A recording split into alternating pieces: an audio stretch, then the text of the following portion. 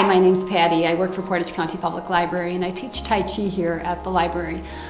We are offering videos now, well, we will be as soon as they start posting these, and it'll be through Portage County, the website for the library. So Tai Chi is a martial art and it is really good for your balance.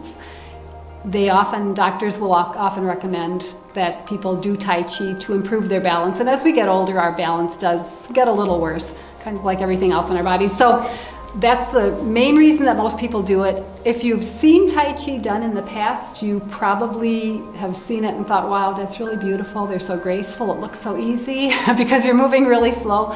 But it actually is kind of challenging. So don't get discouraged. It's really good for your memory, that's also really good for us as we get older to do things that will improve our memories. So if you feel like it's really a challenge, that's normal.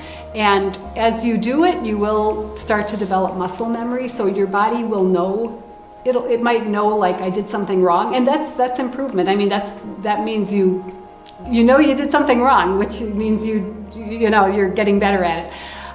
So there are a few things that I want to tell you about Tai Chi before I start doing it with you today.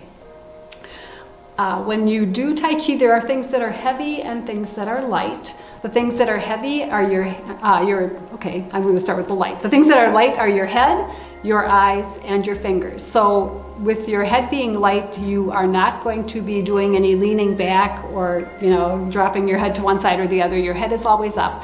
The eyes being light, that has to do with taking in energy, and your fingers are always, your fingers are always kind of dragging behind, kind of like they're feathers. The things that are heavy are your feet, which root you into the ground. Your torso is heavy, so often you will sink down. So you'll maybe be in a position like this and will shift back and then you'll sink down. Your elbows are also heavy. So elbows, torso, and feet are heavy. So they root you into the ground and sink. And again, when those elbows sink down, the fingers kind of float behind. When you do Tai Chi, nothing should hurt. If anything doesn't feel good, then modify it to whatever you'd always make adjustments so that you can not feel any pain. And also, more important than that, I want you to always feel safe. So if I do something and you feel like I cannot safely do that, I might fall, you can either not do it or do less of it. Sometimes we'll maybe do a kick and you don't need to actually kick. You can just modify and you can stand by a wall or a chair or a counter so that you're safe. So always be safe and nothing should hurt. If a medical professional has told you not to do something, turn your hip a certain way or something like that, please don't do anything that would in any way hurt you. Tai Chi is not a mirror image thing. So when I'm teaching you Tai Chi, I will sometimes face the camera to show you what it looks like. But when I'm doing it, most of the time I will be facing away from you because it is done, if my left arm goes up, your left arm goes up. And if you're facing me, you're going to want to bring your right arm up because that's what you do when you do a mirror image. So I will face away from you, but I will show you the form facing you too, just so you can see what it looks like from the front. This is also not the first form that I learned. The first form I learned, what I'm going to teach you is the Yang Long form. I learned a form that was really designed for mostly like people in assisted living and not memory care, but nursing homes.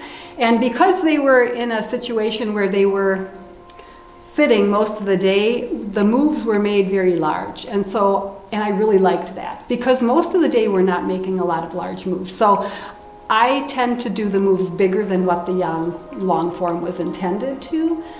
So if you ever go to an instructor that teaches, is a purist with the Yang Long form, they may teach the moves smaller. And the reason they do the moves smaller is because the idea is it's a martial art.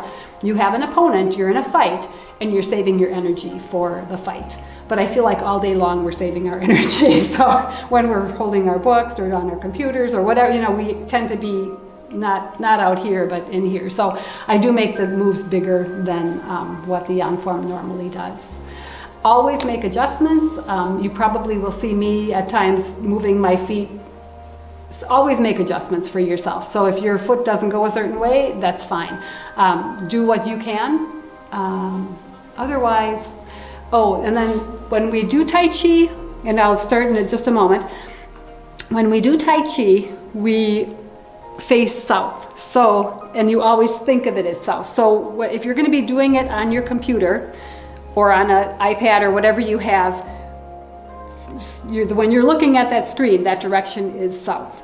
Okay, and I have an S in front of me here. I don't know if we'll change that in time, but the reason we do that is because sometimes, it's one thing we can say right and left, but sometimes you need to have your foot into the northeast corner or the southwest corner, and that's why we don't, that's why you need to be kind of with me in terms of what direction. So if you're facing west, or your computer is like stuck in a west wall and you want to do it, put a W on the wall and then, put the other direction so that it makes sense to you. Well, I guess you put an S you put an S where the west is then. I can't think of anything else that I need to tell you, but if I do, I will throw those in and possibly in different segments. So we're going to go ahead and start with the beginner part 1.